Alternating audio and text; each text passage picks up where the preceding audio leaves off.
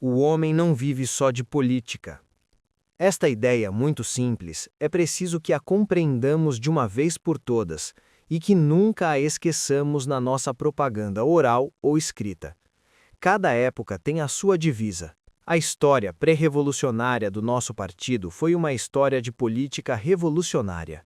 A literatura de partido, as organizações de partido, tudo se encontrava submetido à palavra de ordem de política, no sentido mais estreito do termo. A Revolução e a Guerra Civil aumentaram ainda mais a acuidade e a intensidade das tarefas dos interesses políticos. Durante esse período, o partido reuniu nas suas fileiras os elementos politicamente mais ativos da classe operária. No entanto, as conclusões políticas fundamentais desses anos são claras para a classe operária no seu conjunto. A repetição mecânica dessas conclusões nada lhe trará de novo. Antes poderá desvanecer na sua consciência as lições do passado. Após a tomada do poder e a sua consolidação em seguida à Guerra Civil, as nossas tarefas fundamentais deslocaram-se para o domínio da construção econômica e cultural, tornaram-se mais complexas, parcelaram-se, adquiriram um caráter mais detalhado e, ao que parece, mais prosaico. Mas, ao mesmo tempo, as nossas lutas anteriores, com o seu cortejo de esforços e de sacrifícios, não encontrarão justificação senão na medida em que consigamos enunciar corretamente e resolver as tarefas particulares do dia a dia, aquelas que dependem do militantismo cultural. Com efeito, o que é que a classe operária exatamente ganhou? O que é que obteve no decurso das suas anteriores lutas? A ditadura do proletariado, por intermédio de um Estado operário e camponês, dirigido pelo Partido Comunista. O Exército Vermelho, como apoio material da ditadura do proletariado. A nacionalização dos principais meios de produção, sem a qual a ditadura do proletariado seria uma forma vazia, sem conteúdo. O monopólio do comércio externo, condição necessária da construção socialista perante o envolvimento capitalista. Estes 4 elementos, cuja conquista é definitiva, constituem a armadura de aço de todo o nosso trabalho. Graças a isso, graças a essa armadura, cada um dos nossos êxitos no domínio econômico ou cultural, quando êxito real e não imaginário, tornou-se necessariamente um elemento constitutivo da construção socialista. Em que consiste hoje a nossa tarefa? O que devemos nós aprender em primeiro lugar? Em que sentido devemos tender? Precisamos aprender a bem trabalhar, com precisão, com limpeza, com economia. Temos necessidade de desenvolver a cultura do trabalho, a cultura da vida, a cultura do modo de vida. Após uma longa preparação e graças à alavanca da insurreição armada, derrubamos a supremacia dos exploradores. Mas não existe alavanca que possa de um só golpe elevar a cultura. Um longo processo de autoeducação da classe operária e, paralelamente, do campesinato é aqui necessário. O camarada Lenin, em um artigo sobre a cooperação, evoca essa mudança de direção da nossa atenção, dos nossos esforços e dos nossos métodos. Assim, só o problema da nossa situação internacional nos desvia do militantismo cultural, e isso apenas em parte, como a seguir veremos. O fator principal da nossa situação internacional é a defesa nacional, isto é, o Exército Vermelho. Ora, nesse domínio fundamental, as nossas tarefas relacionam-se ainda uma vez mais, em 9/10, com o militantismo cultural. Elevar o nível do Exército, levar a bom termo a sua completa alfabetização, ensiná-lo a utilizar os guias, os livros e as cartas, habituá-lo ao asseio, à exatidão, à pontualidade, à observação. Não há remédio milagroso que permita resolver imediatamente esses problemas. No fim da Guerra Civil, quando abordávamos uma nova etapa de nossa atividade, a tentativa de criar uma doutrina militar proletária foi a expressão mais clara e a mais gritante da incompreensão das tarefas da nova época. Os orgulhosos projetos que visam criar uma cultura proletária em laboratório procedem da mesma incompreensão. Nesta busca da pedra filosofal, nosso desespero perante nosso atraso une-se a uma crença em milagres, que ela mesma é um sinal de nosso atraso. Mas não temos nenhuma razão de desesperar e é mais do que hora de nos libertarmos dessa crença em milagres, dessas práticas pueris de curandeiros, do gênero cultura proletária ou doutrina militar proletária. Para robustecer a ditadura do proletariado, é necessário desenvolver um militantismo cultural cotidiano, o único a garantir um conteúdo socialista para as conquistas fundamentais da revolução. Quem não compreendeu isso representa um papel reacionário na evolução do pensamento e do trabalho do partido. Quando o camarada Lenin afirma que nossas tarefas de hoje não são tanto políticas quanto culturais, é necessário entendermos-nos na terminologia, a fim de não interpretar mal seu pensamento. Em certo sentido, política domina tudo. O conselho do camarada Lenin de transferir nossa atenção do domínio político para o domínio cultural é um conselho político. Quando um partido operário em tal ou qual país decide que é necessário num determinado momento colocarem em primeiro lugar as exigências econômicas e não as políticas, essa decisão tem um caráter político. É perfeitamente evidente que a palavra política é utilizada aqui em dois sentidos diferentes. Em primeiro lugar, num sentido largo, materialista dialético, englobando todo o conjunto das ideias diretivas, dos métodos e dos sistemas que orientam a atividade da coletividade em todos os domínios da vida social. Em segundo lugar, num sentido estreito, especializado, caracterizando uma certa parte da atividade social intimamente ligada à luta pelo poder e oposta ao trabalho econômico, social, etc. Quando o camarada Lenin escreve que a política é economia concentrada, encara a política no sentido largo, filosófico. Quando o camarada Lenin diz um pouco menos de política e um pouco mais de economia, encara a política no sentido estreito, especializado do termo. Ambas as acepções são igualmente válidas, visto que legitimadas pelo uso. Importa apenas compreender bem do que se fala em cada caso. A organização comunista é um partido político no sentido amplo, histórico, ou, se prefere, filosófico, do termo. Os outros partidos atuais são políticos unicamente no sentido em que fazem pequena política. Se o nosso partido transfere sua ação para o domínio cultural, isso de nenhum modo significa que enfraqueça seu papel político. Historicamente, o papel liderante, isto é, político do partido, manifesta-se precisamente nessa deslocação lógica da sua atenção para o domínio cultural. Só após longos anos de atividade socialista, conduzida com sucesso no interior e garantida no exterior, é que o partido poderá libertar-se pouco a pouco de sua carapaça partizã para se confundir com a comunidade socialista. Mas isso está tão longe que torna-se inútil antecipar sobre o futuro. No imediato, o partido deve conservar totalmente suas características principais: coesão ideológica, centralização, disciplina e, correlativamente, combatividade. Mas precisamente essas inestimáveis qualidades de espírito de partido comunista não podem se manter e se desenvolver se não satisfazem as exigências e as necessidades econômicas e culturais, de forma mais completa, mais hábil, mais exata e mais minuciosa. Conformidade a essas tarefas, que devem desempenhar hoje um papel preponderante em nossa política, o partido reagrupa, distribui suas forças e educa a jovem geração. Em outras palavras, a grande política exige que, na base do trabalho de agitação, propaganda, de repartição de forças, de instrução e de educação, sejam colocadas hoje tarefas e exigências econômicas e culturais, e não exigências políticas no sentido estreito do termo. A poderosa unidade social que representa o proletariado surge em toda a sua amplitude nas épocas de luta revolucionária intensa. Mas no interior dessa unidade, observamos ao mesmo tempo uma incrível diversidade e mesmo uma grande heterogeneidade. Do pastor obscuro e inculto ao maquinista altamente especializado, escalona-se toda uma variedade de qualificações, de níveis culturais, de hábitos de vida. Cada camada social, cada oficina de empresa, cada grupo, é constituído por indivíduos de idade e caráter diferentes, de passado diversificado. Se não existisse essa diversidade, o trabalho do Partido Comunista no domínio da educação e da unificação do proletariado seria de todo simples. Mas, pelo contrário, O exemplo da Europa prova-nos quanto esse trabalho é na realidade difícil.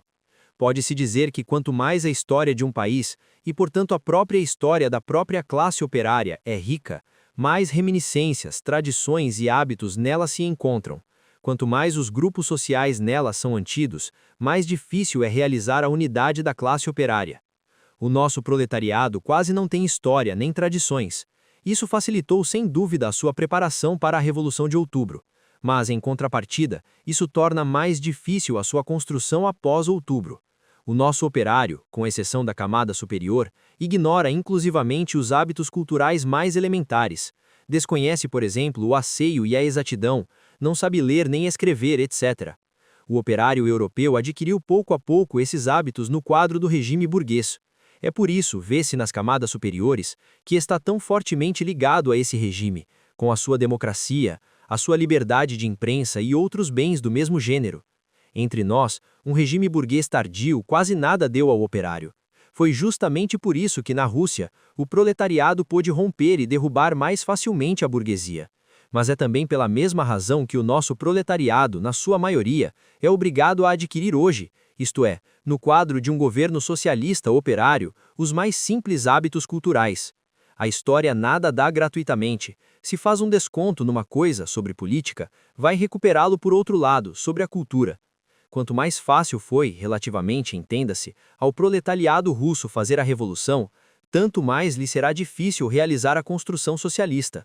Mas, em compensação, a armadura da nossa nova sociedade, forjada pela Revolução e caracterizada pelos 4 elementos fundamentais citados no princípio deste capítulo, imprime um caráter objetivamente socialista a todos os esforços conscientes e nacionais no domínio da economia e da cultura. O operário, em regime burguês, sem o querer e sem mesmo o saber, enriquece a burguesia, e enriquece-a tanto mais quanto melhor trabalha. No Estado soviético, o operário consciencioso, mesmo sem nisso pensar, e nem com tal se preocupar, se é sem partido e apolítico, realiza um trabalho socialista, aumenta os meios da classe operária. Está aí precisamente todo o sentido da Revolução de Outubro, que a NEP em nada modificou. Existe um enorme número de operários sem partido, profundamente dedicados à produção, à técnica, à máquina. Deve falar-se com reserva de seu apolitismo, isto é, da sua ausência de interesse por política. Nos momentos difíceis e importantes da Revolução, estiveram ao nosso lado. Na sua grande maioria, outubro não os assustou, não desertaram nem traíram. Quando da Guerra Civil, numerosos dentre eles estiveram na frente, e outros trabalharam para equipar o exército. Depois regressaram ao trabalho pacífico. Chamou-se-lhes apolíticos, e não sem fundamento, porque colocam seu trabalho ou seu interesse familiar mais alto do que o interesse político, pelo menos nos períodos calmos. Cada um deles quer tornar-se um bom operário, aperfeiçoar-se, elevar-se a um nível superior, tanto para melhorar a situação da sua fábrica, como devido a um amor próprio profissional legítimo. Cada um deles, como já dissemos, realiza um trabalho socialista mesmo que não tenha fixado isso como objetivo. Mas o que nos interessa a nós, Partido Comunista, é que os operários produtores tenham uma clara consciência da ligação existente entre a sua particular produção cotidiana e os fins da construção socialista no seu conjunto. Os interesses do socialismo estarão assim melhor garantidos, e esses produtores individuais retirarão disso uma satisfação moral bastante maior. Mas como chegar a isso? É difícil sustentar com esse tipo de operários questões de política pura. Já escutou todos os discursos. Não se sente atraído pelo partido. Seu pensamento só desperta quando está junto de sua máquina, e do momento o que não a satisfaz é a ordem que existe na oficina, na fábrica, no trust. Esses operários procuram ir tão longe quanto possível na sua reflexão. São frequentemente reservados. Vê-se sair de suas fileiras os inventores autodidatas. Não é de política que se lhes deve falar. Não é pelo menos isso que os apaixonará ao primeiro contato. Mas, em compensação, pode e deve falar-se-lhes de produção e de técnica. Um dos participantes da reunião dos agitadores moscovitas, o camarada Koltsov do bairro de Krasnaya Presnya, sublinhou a enorme falta de manuais, de livros de estudo, de obras sobre especialidades técnicas ou outras profissões particulares. Os velhos livros estão esgotados. Aliás, alguns deles envelheceram no plano técnico, enquanto que no plano político estão geralmente impregnados de um servil espírito capitalista. Quanto aos novos manuais, existe um ou dois fúrios no máximo. É difícil encontrá-los, porque foram editados em momentos diferentes por empresas ou serviços diversos, fora de todo o plano geral. Não são sempre tecnicamente válidos, são frequentemente demasiado teóricos e acadêmicos, enquanto que politicamente estão geralmente não referenciados, não sendo, no fundo, nada mais do que a tradução de obras estrangeiras. Necessitamos de uma série de novos manuais de bolsinho, para o serralheiro soviético, para o torneiro soviético, para o eletricista soviético. Estes manuais devem adaptar-se à nossa técnica e à nossa economia atuais, devem ter em conta a nossa pobreza, assim como as nossas imensas possibilidades. Devem visar a desenvolver na nossa indústria métodos e hábitos novos muito mais racionais. Devem ainda, em uma medida maior ou menor, evidenciar as perspectivas socialistas do ponto de vista das necessidades e dos interesses da própria técnica. É aqui que se localizam os problemas de normalização, de eletrificação, de economia planejada. Nessas obras, as ideias e conclusões socialistas devem integrar-se na teoria prática de tal ou tal setor de atividade. De modo nenhum devem ter caráter de agitação supérflua e inoportuna. É enorme a procura para essas edições, devido à carência de operários qualificados e ao desejo dos próprios operários de elevar sua qualificação. Essa procura acentua-se pela baixa de produtividade registrada no decurso da guerra civil e imperialista. Temos aqui uma tarefa extremamente importante e útil para realizar. Não se pode certamente ignorar quanto é difícil redigir esses manuais. Os operários, mesmo os altamente qualificados, não sabem escrever livros. Os escritores especializados que abordam certos problemas ignoram frequentemente seus aspectos práticos. Finalmente, entre estes, poucos há que possuam um pensamento socialista. No entanto, este problema só pode encontrar uma solução combinada e não simples, isto é, rotineira. Para escrever um manual, é preciso reunir um grupo de 3 pessoas, troika, formado por um escritor especialista, tecnicamente informado que conheça, ou que seja capaz de conhecer, o estado do ramo correspondente de nossa produção, por um operário altamente especializado nesse domínio, de espírito inventivo, e por um escritor marxista, com formação política e com alguns conhecimentos no campo da técnica e do da produção. Quer se utilize essa solução ou outras análogas, permanece a necessidade de pôr em marcha uma biblioteca exemplar de obras técnicas destinadas às oficinas, convenientemente encadernadas, de formato prático e pouco dispensosas. Semelhante biblioteca desempenharia um duplo papel. Favoreceria a elevação da qualificação do trabalho e, por consequência, o sucesso da construção socialista. Ajudaria, à mesma época, a reunir um grupo de operários produtores extremamente válidos para a economia soviética no seu conjunto, e, portanto, para o Partido Comunista. Sem dúvida que não se pode ter por limite único uma série de manuais de estudo. Se nos detivemos de forma tão detalhada sobre esse particular problema, foi porque ele nos oferece, ao que parece, um exemplo bastante evidente da nova abordagem ditada pelos problemas do período atual. A luta pela conquista ideológica dos proletários apolíticos pode e deve ser conduzida por meios diversificados. É preciso editar semanários ou mensários científicos e técnicos especializados por setor de produção. É preciso criar sociedades científicas e técnicas destinadas a esses operários.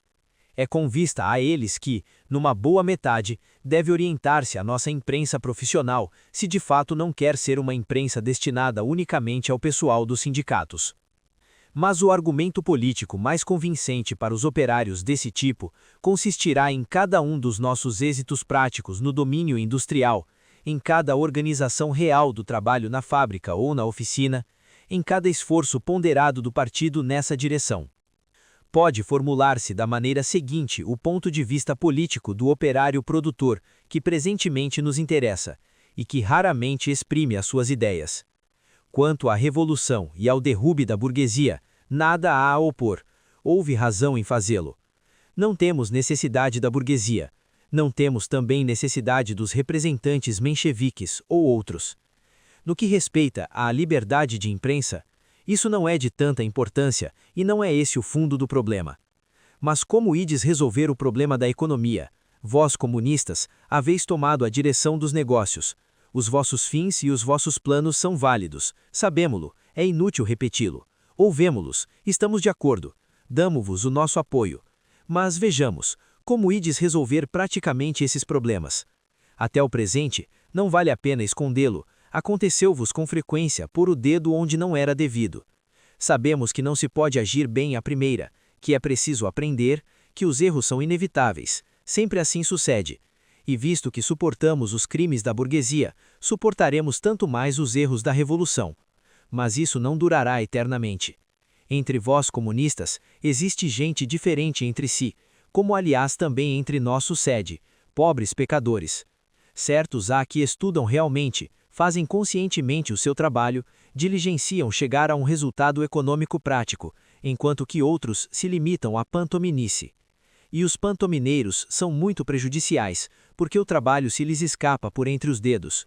Este tipo de operário, eis o que ele é: torneiro, serralheiro ou fundidor zeloso, hábil e atento ao seu trabalho. Não é entusiasta, é antes politicamente passivo, mas reflete, tem espírito crítico. É por vezes um pouco cético, mas mantém-se sempre fiel à sua classe. É um proletário de valor. É em direção a este tipo de operários que o partido deve atualmente dirigir os seus esforços. O nosso grau de implantação nessa camada social, na economia, na produção, na técnica, será o índice mais seguro dos nossos êxitos em matéria de militantismo cultural, encarado no seu sentido mais amplo, no sentido leninista do termo. Dirigir os nossos esforços para o operário consciente, de modo nenhum contradiz, claro está, a tarefa primordial do partido, que consiste em enquadrar a jovem geração do proletariado, porque esta jovem geração se desenvolve em condições precisas. Forma-se, fortalece-se e endurece-se resolvendo determinados problemas. A jovem geração deve, antes de mais, ser uma geração de operários especializados, altamente qualificados, amantes do seu trabalho.